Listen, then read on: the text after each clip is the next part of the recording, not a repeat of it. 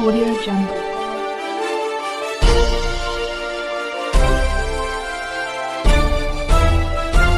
Audio Jungle. ఉన్నప్పుడు మనకు సూర్యుడు ఉదయిస్తున్నప్పుడు రక్తవర్ణం కాషాయ రంగు రెండు కలిపి వస్తాయి చూడండి. ఆ సమయంలో వినాయకుడిని పెట్టాలి. అది స్పష్టంగా వేదం చెప్పింది. ఆ సమయంలో వినాయకుడిని పెట్టి ఆ సమయంలో వినాయకుడిని పూజ చేస్తేనే గణపతి యొక్క సాక్షాత్కారం లభిస్తుంది. కనుక 7వ తేదీ రోజు వినాయక చవితి అవుతుంది.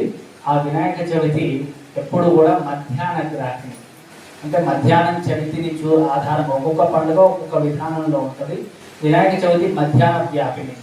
మధ్యాహ్న చవితి ఎప్పుడు ఉంటుందో అదే రోజు వినాయక చవితి చేయాలి. అది మరి చవితి ఉందా లేదా రాదు, ఆ రోజు వినాయక చవితి చేయాలంటే ఆ రోజే చేయాలి. మరి రాఖీ పండుగ ఉంది, అది సూర్యోదయం వ్యాపిని అనుకోండి. రాఖీ పండుగ సూర్యోదయం ఎప్పుడైతే అప్పుడే, పౌర్ణం ఉందా లేదా లెక్కలేదు. రాఖీ పౌర్ణమి ఎప్పుడైతే ఏ రోజు చెప్తే ఆ రోజు పండగ అనే అర్థం. ఇప్పుడు అందరూ ఏం చేస్తున్నారు, కేవలం ముహూర్తము అంటే తిథులు చూస్తున్నారు. అయ్యో ఈ తిథి పోయే వరకు చేయొద్దట. మొన్న ఏదో నక్షత్రం వచ్చింది, అంటే మాకు పర్మిషన్ లేదు వీటిలో చేయడానికి, కానీ చిన్నగా చెప్తా. భద్రకరణం, అది కరణం, అది భద్రకరణం, అది వివాహాలకు విశేషమైనది. రాఖీ పౌర్ణమి రోజు ఎవరో చెప్పారు భద్రకరణం కాకుండా ఏదో చెప్పారు దానికి. భద్రకాలం కాదు, భద్రకరణం. భద్రకరణం అనేది మంచి కరణం. ఇదేదో భద్ర అనే తెలుగు వాక్యాన్ని, భద్రము అంటే తెలుగులేది జాగ్రత్తగా ఉండడం కదా. ఈ తెలుగులో భద్ర అనే వాక్యాన్ని పట్టుకొచ్చి భద్రకాలం ఆ కాలంలో ఏం చేయొద్దని పెట్టుకున్నారు.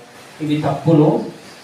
భద్రకాలం అనేది, భద్రకరణం అనేది మనకు 11 కరణాలలో ఒకటి. అది ప్రతి 2-3 రోజులకు ఒకసారి వస్తుంది.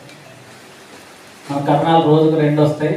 అందులో 2-3 రోజులకు ఒకసారి భద్రకరణం వస్తుంది. కనుక దానికి అంటే ఇలాంటి మూఢనమ్మకాలు లేకుండా పంచాంగంలో ఏ రోజు రాసిరో ఆ రోజు దేవుడికి దండం పెట్టి చేస్తే అన్నీ మంచివే.